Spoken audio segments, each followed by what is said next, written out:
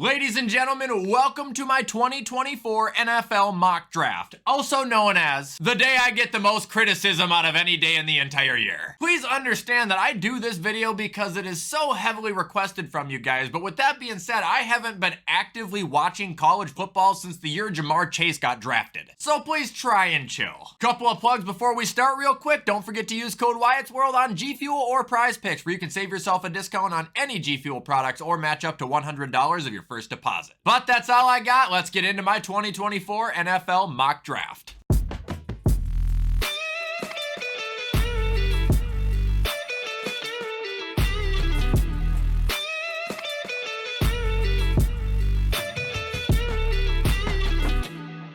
Alright, so wasting little time and getting right into it with the number one pick in the 2024 NFL Draft, I have the Chicago Bears unfortunately drafting Caleb Williams. I've said it before, I'll say it again, I think this guy is such a tool bag, it makes it impossible to support him or the decision to draft him in any way, shape, or form. But if he is as good as everyone claims, and he is able to fix the problem there, it'll turn out to be a pretty good pick. And as for where Justin Fields is gonna go, well, that's a video in itself.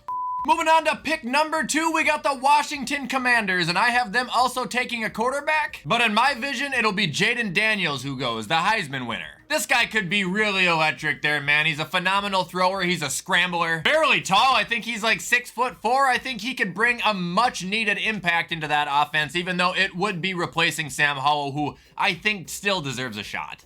Moving on to pick number 3, it should be New England. However, I have them actually trading with the Falcons. Falcons move up to 3, Patriots move down to 8. Whatever the trade needs to be done gets taken care of. So with the 3rd overall pick in the draft, I have the Falcons taking quarterback Drake May. Quarterback to start it off. And they're gonna do this because a quarterback is desperately what they need, and it's desperately what they're going to need going into the draft when they don't get Kirk Cousins. Moving on to pick number 4, it should be the Arizona Cardinals, but I have them trading down to pick number 6 and swapping with the New York Giants. So with the number 4 overall pick going to the New York Giants, unfortunately I have Marvin Harrison Jr., wide receiver. When I say unfortunate, I mean unfortunate for him, not for them. He's really good, but that is not going to be the team for a wide receiver to go and thrive right now. But they do need a wide receiver, and they haven't had a really good one in a long time. And that'll bring us to pick number 5, where it is the Los Angeles Chargers, and I have them drafting tight end Brock Bowers. By the sounds of it, this guy is like a complete package, except he doesn't throw the ball like Taysom Hill does, but he runs, he blocks, he has great hands, he's fast. Kinda has the Kyle Pitts hype to him, which a little bit scares me, even though to this day, none of Kyle Pitts' failures have been his problem. It's been the fact that he hasn't had a quarterback. And with that all being said, the Chargers are gonna need that offensive boost since Mike Williams is probably out the door. I can't imagine they're going to have any interest in bringing Austin Eckler back, and Keenan Allen, I'm pretty sure next week is going to turn the ripe age of 60. Alright, moving on to pick number 6, we have got the Cardinals because they swapped with the Giants, and I have them taking Dallas Turner, linebacker slash edge rusher slash sounds like a Micah Parsons. And that's exactly what the Cardinals could need. They need somebody who can put pressure on the quarterback, somebody who can stop the run. And he's all of the above, man. This guy had 10 sacks, 14 and a half tackles for a loss. He forced a couple fumbles last year. Arizona's screaming for him. Moving on to 7, we got the Tennessee Titans. I have them drafting offensive tackle Joe Alt. Listen, I think they need a receiver, but I don't think they're going to take a stab at one unless it's the best one in the draft, and that's Marvin Harrison Jr. as of now. And if they want to have any prayer of Will Levis having a healthy, long career, they need to get him more protection. So I think they do what they did last year with Peter Skoronski, and they draft another tackle. And up next at pick number 8, we got the Patriots, who I had trading down with Atlanta, swapping from 3. And I think they are going to take wide receiver Malik Neighbors. Now, obviously, with me saying that, yes, I picture New England having a quarterback by the time of the draft. Now, who is that going to be exactly? I don't really know, but I don't see them drafting one here. And maybe they will. Maybe I'll be completely entirely wrong. But if they were to land Fields or Russ or hell, even Ryan Tannehill, getting them a flashy receiver would be the first thing I did. And that'll bring us to pick number 9, where I have the Chicago Bears drafting another wide receiver. And this one is Brian Thomas Jr. Dude, this guy's like 6'4". He's fast as hell and caught 17 touchdowns last year in college. I have no doubt in my mind that the Chicago Bears would love to add another dominant force to the offense alongside DJ Moore, Cole Kmet, and now Caleb Williams. And that'll bring us to number 10. We got the Jets. Guys, please, I'm confident in the position. It's going to be an offensive tackle because they need protection for Prima Donna. But how I say this guy's name, no idea. Olumua Fashanu. Going to the Jets.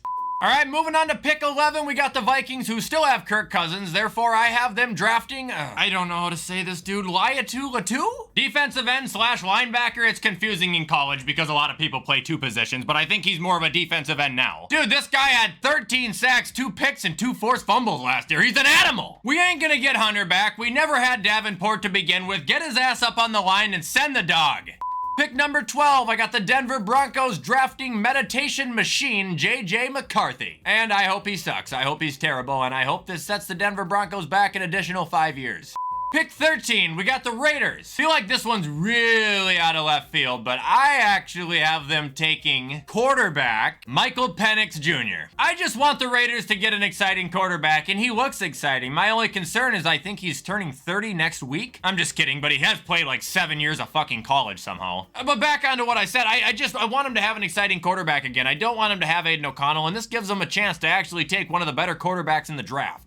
That'll bring us to 14, where we got the Saints. I have them taking defensive end Jared Verse. That's how you say his name. I hope I'm not wrong. Like I was saying in my video a couple weeks ago for their offseason needs, yeah, they could use wide receivers, and they could also use a new wave of defensive linemen because the ones they have right now are still good, but they are getting very dated. This gives an opportunity for fresh blood to get mentored by some fantastic veterans. Well, Cameron Jordan specifically.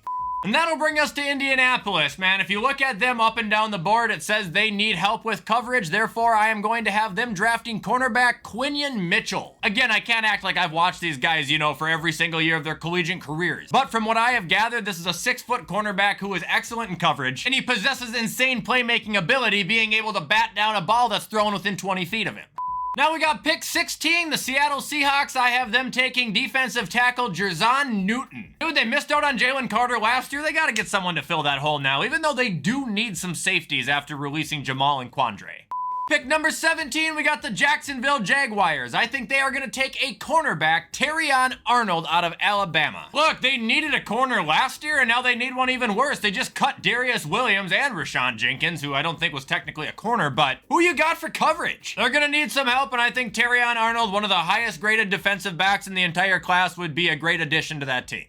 Moving on to pick 18, I got the Bengals taking offensive tackle J.C. Latham. They're gonna take a tackle, dude. That's all they hear about all year, every year, is what if they had Penei Sewell? What if they had protection? And the people aren't wrong for saying that, and as much as I don't like this guy, I have to admit, Joe Mixon probably would have had an even better career as a Bengal had he had proper protection in front of him. In case you're forgetting, linemen don't just help the quarterback.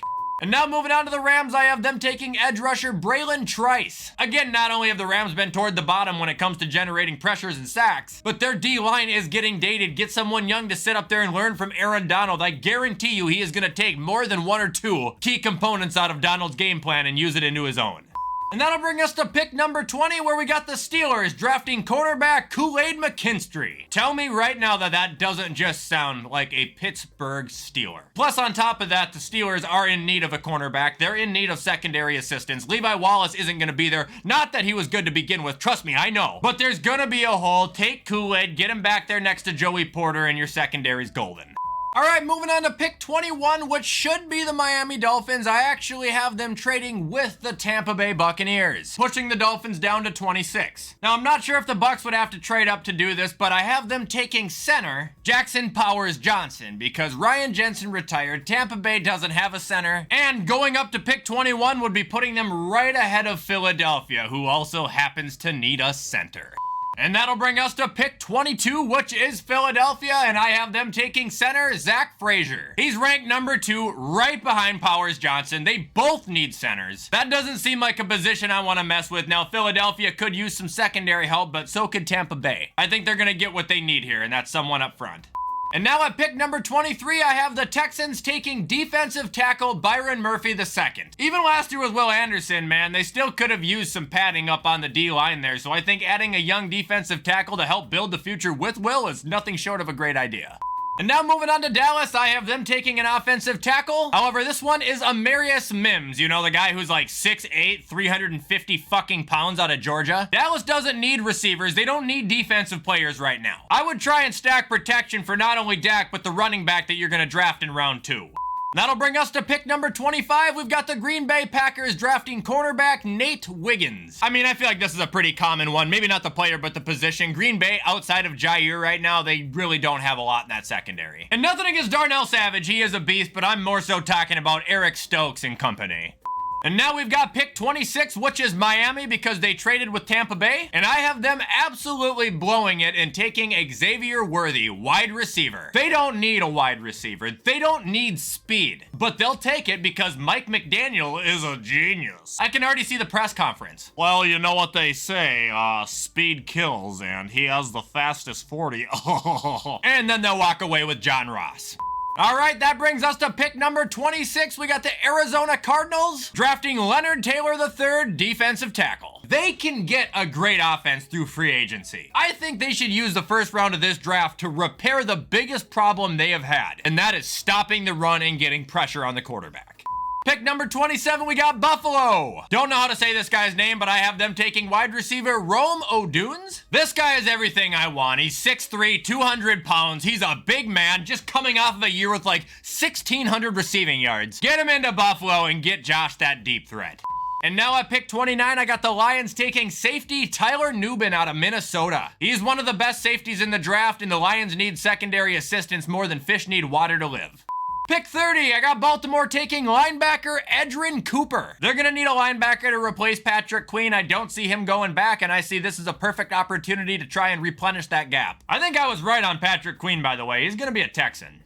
31, the San Francisco 49ers, I have them drafting defensive end Chop Robinson. Adding Chop Robinson to that defensive line is just going to be an upgrade from Chase Young. This is going to be a guy who gives effort every single drive. And like I said previously, I guarantee you he is going to play more than Chase Young would too. Get rid of Chase. And ending with pick number 32, we got the Chiefs. I think they'll take a shot at wide receiver Adonai Mitchell. They need receivers. This guy is fast. He's also 6'4". Put him alongside Rashee Rice. You could have a deadly, and I mean deadly, receiving room. Or he completely flops and sucks and you guys still win the Super Bowl regardless. Tough world either way. And that is going to be it, ladies and gentlemen, for my 2024 NFL mock drafts. Make sure to let me know in the comments how you think I did. Anyway, I had a ton of fun making this. I hope you guys had fun watching it. You know how to show support to this video, and with everything I said, I'm going to get this edited so you guys can watch it on time. Have a fantastic Wednesday. Make sure to follow my social medias, and as always, I will see you in the next upload.